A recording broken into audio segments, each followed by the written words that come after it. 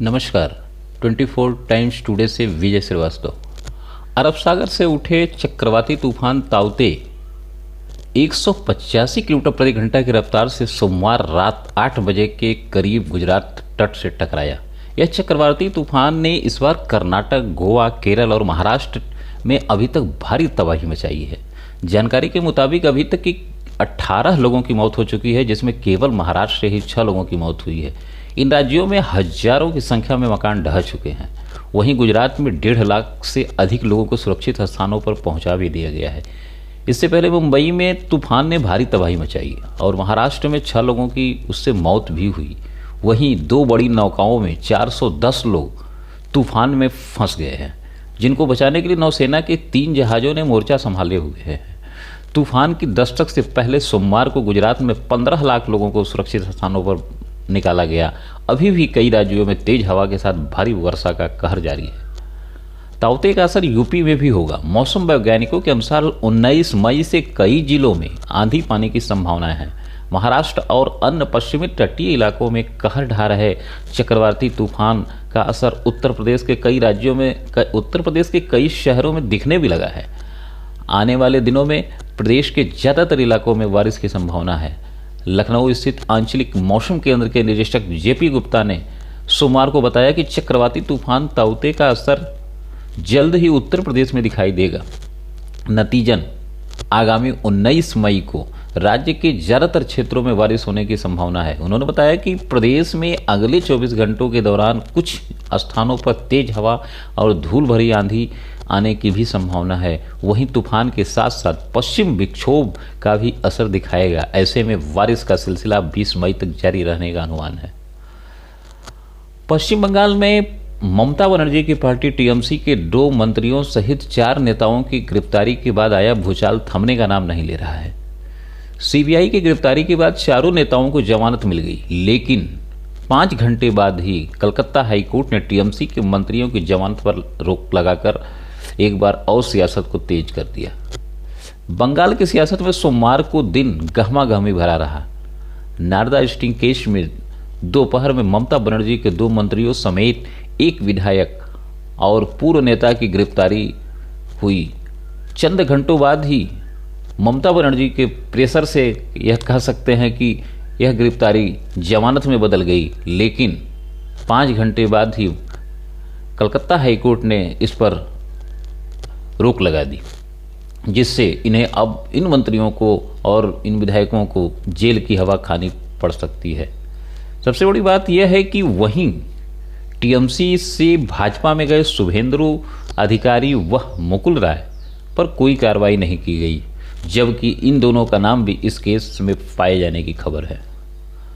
UP board के high school के छात्रों के लिए बड़ी खबर आ रही है, जिसके तहत अब उनका सीबीएसई और सीआईएससी के तर्ज पर यूपी बोर्ड भी 10वीं का परिणाम जारी करेगा। उत्तर प्रदेश माध्यमिक शिक्षा परिषद यानी यूपी बोर्ड ने भी सभी स्कूलों से 10वीं के छात्र छात्राओं के छमाही परीक्षा व प्री बोर्ड के अंक परिषद की वेबसाइट पर अपलोड करने को कहा है। हर स्कूल को अनिवार्य रूप से छात्रों के अंक मंगलवार शाम तक अपलोड करने हैं। परिषद सचिव दिव्यकांत शुक्ल की ओर से जारी निर्देश में यह स्पष्ट किया गया है कि हर स्कूल को अनिवार्य रूप से छात्रों के अंक मंगलवार शाम तक अपलोड करने हैं। किसी भी स्कूल के अंक अपलोड नहीं हुए तो संबंधित जिले के जिला विद्यालय निरीक्षक सीधे उत्तरदायी होंगे। एसबीआई द्वारा निकाली गई जूनियर एसोसिएट के पदों पर अप्लाई करने वालों के लिए एक बड़ी खुशखबरी आई है। एसबीआई ने भर्ती के लिए आवेदन की तारीख को 20 मई तक बढ़ा दिया था, जिससे अभी तक जो अभ्यर्थी फार्म नहीं भर सके थे वह भी भर सकेंगे। गौरतलब है कि एसबीआई ने 5,327 पदों के लिए वैकेंसी निकाली है। स्टेट बैंक ऑफ इंडिया ने अपने विभिन्न शाखाओं में क्लरिकल कैडर में जूनियर एसोसिएट के पदों के लिए आवेदन मांगा है। अब इन पदों के लिए आवेदन प्रक्रिया 20 मई तक जारी रहेगी। इन पदों के लिए आवेदन करने वाले कैंडिडेटों के पास किसी भी मान्यता प्राप्त यूनिवर्सिटी से किसी भी सब्जेक्ट में ग्रेजुएशन की डिग्री होनी चाहिए। आवेदन करने वाले कैंडिडेट की उम्र 20 से 28 के बीच में होनी चाहिए। उत्तर प्रदेश के पंचायत चुनाव ड्यूटी के दौरान कोरोना से 1621 शिक्षा कर्मचारियों की मौत हुई है। सोमवार को प्राथमिक शिक्षक संघ ने एक सूची जारी कर इसकी जानकारी दी। गौरतलब है कि कोरोना महामारी के समय हुए इस पंचायत चुनाव का काफ़ी विरोध हुआ, लेकिन कोर्ट के आदेशानुसार सरकार ने इस चुनाव को कराया, लेकिन कोरोना गाइडलाइनों की अनदेखी के चलते 1621 शिक्षक कर्मचारियों की मौत हो गई। उत्तर प्रदेश प्राथमिक शिक्षक संघ के प्रदेश अध्यक्ष डॉक्टर दिनेश चंद्र शर्मा के मुताबिक आजमगढ़ में 68, गोरखपुर में 50, लखनऊ में 47, रायबरेली में 53, जौनपुर में 43, इलाहाबाद में 46, लखनऊ में 35, सीतापुर में 39, उन्नाव में 34, गाजीपुर में 36, बाराबंकी में 34 शिक्षा कर्मचारियों की मौत हुई है। मालूम हो कि हाई कोर्ट ने इस शिक्षा कर्मचारियों के परिवारों को 1-1 करोड़ रुपए का आर्थिक मुआवजा देने की बात की है। निफ्ट के जरिए बैंकों में ट्रांजैक्शन करने वालों के लिए एक बड़ी खबर आ रही है, जिसके तहत आगामी 23 मई को 14 घंटे के लिए निफ्ट की सर्विस बंद रहेगी, जिससे निश्चय ही बैंकों के ग्राहकों के लिए परेशानी का सबब हो सकती है। इसके लिए आरबीआई ने बैंकों से कहा है कि वे अपने ग्राहकों को इस संबंध में सूचित करें ताकि वे समय रहते निफ्ट की अपनी भुगतान योजना बना सकें।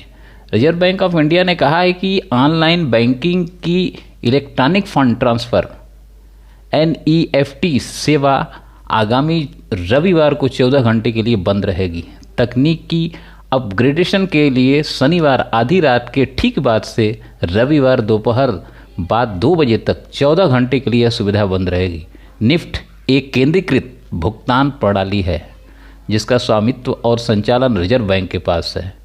यह सेवा साल के सभी दिनों में 24 घंटे उपलब्ध रहती है।